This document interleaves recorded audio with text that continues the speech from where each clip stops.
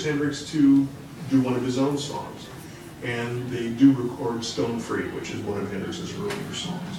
And that too gets a lot of positive attention.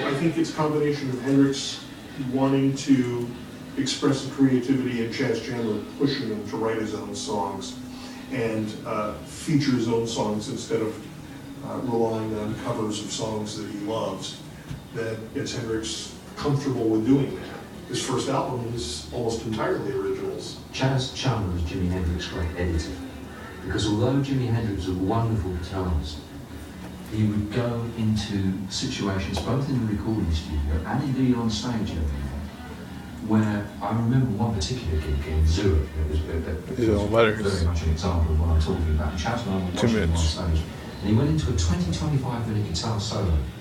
And what he was doing, in point of fact, was trying out things. He was experimenting, you know, and a lot of it was really not very effective at all. And Chas looked at me and I looked at him, and we were in this theatre in Zurich, and we went into one of these extended solos, and Chas was back in rehearsals again. And that's what he was doing. He was rehearsing stuff, And in the recording studio, he would go into the recording studio and he might play half an hour or something on a track, right? And he'd go into a kind of a jam with Noel and Mitch or something. And Chas would just sit there, and then Jimmy would do something, and Chas would say, "Stop. Do what you've just been doing, you know, that last 5 minutes, let's hear that again, can you do that again?" And Jimmy was sufficiently good, almost sort of like I can tell you why Kevin memory, to music, to be able to do most that. of the stuff I see on YouTube is, and Chas would see, look at this silly fool doing this stupid thing. Guitar run, solo, or lyrical piece on the guitar was. And if you want to look at it that way, yeah. Okay, that's why. Okay, and that's why I said don't put me on there so others can say, "Oh, look at this stupid old woman saying blah blah blah blah." Okay. Yeah, I just have a question for you. What? How do you know people will say that? Well, that's what I. You don't say it's not most of what it is, though. No. No. Quite a bit of it is. Well, quite a bit of it is. Most of the stuff that make headlines. It's done both ways. If you're going to put it on, ask permission before you put it on. Kevin, ask permission before you do it. Another thing I think Hendrix Well, no, I won't put you on there. Was a fashion sense that he might not have ever gained had he, say, gone to San Francisco, where, sure, people were equally freaked out and dressing in wild clothes, but there wasn't that Carnaby Street high fashion.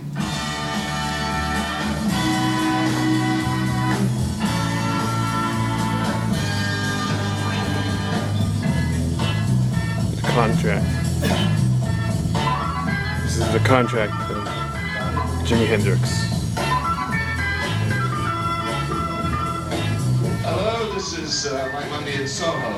We're on now the corner of Old Compton Street, and I'd like to take you into Lord Kitchener's Valet, which is one of the most in and one of the new move shops in London. This is the really new fashion. How long has this kind of fashion been going now?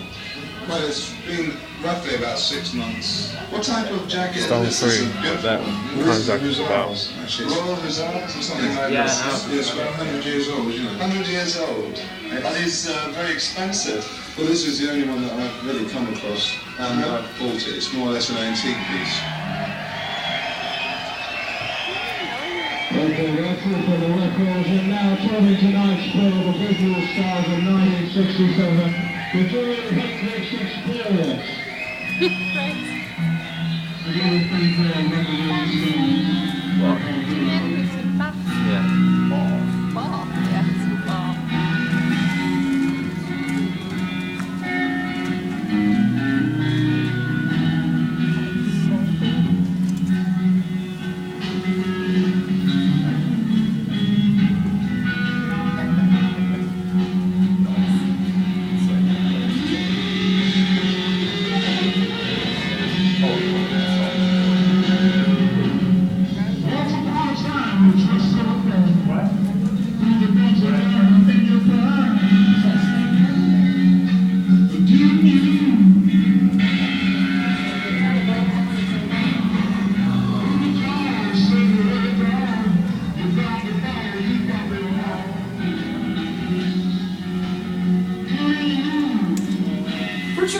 every autobiography you read of a significant 60s rock star has that scene where the rock star goes to the club and sees Jimi Hendrix play. But he did his whole routine. He did all the thing with his teeth, playing the guitar with his teeth, and laying it on the floor and playing it behind his head, and doing the splits, the whole thing. It was incredible. I think it's the power of not only Hendrix's talent and innovation and showmanship, but also the fact that he was playing in these intimate environments, and then he would hang out surrounded by women and kind of holding court. And he wasn't just a great talent, he was a great character and a great figure in that scene, and spouting his strange style of stoned wisdom and looking fantastic and bringing home the girl everybody wanted to bring home. He was a king. There he was, holding court. Well, that's the thing. But the thing is, that's what happened in the 60s. They used to have about 5 or 6 acts and one.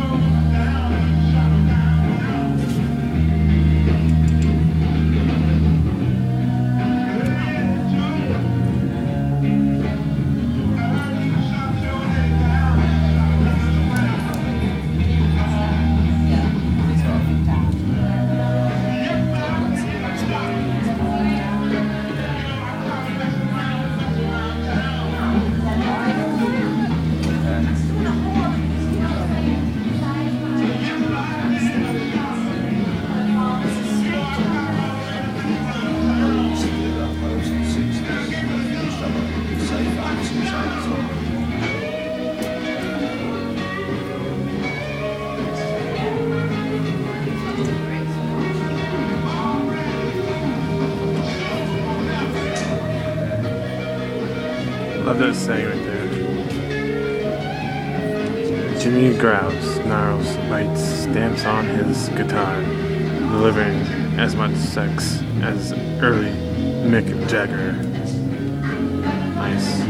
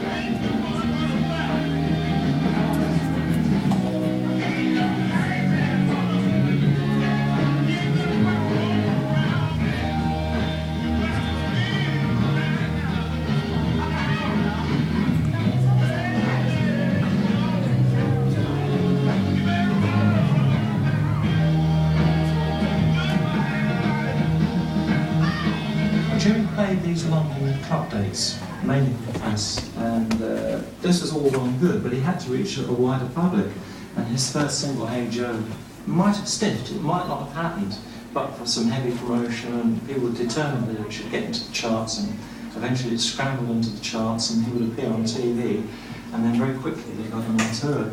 The whole range, bizarre mixture of artists really, all chart stars. So Jimmy was sent off with Engelbert Humperdinck, Cat Stevens, and the Warner Brothers. Everybody wanted to get on that tour. see if we could grab some of what Liz brought you. We knew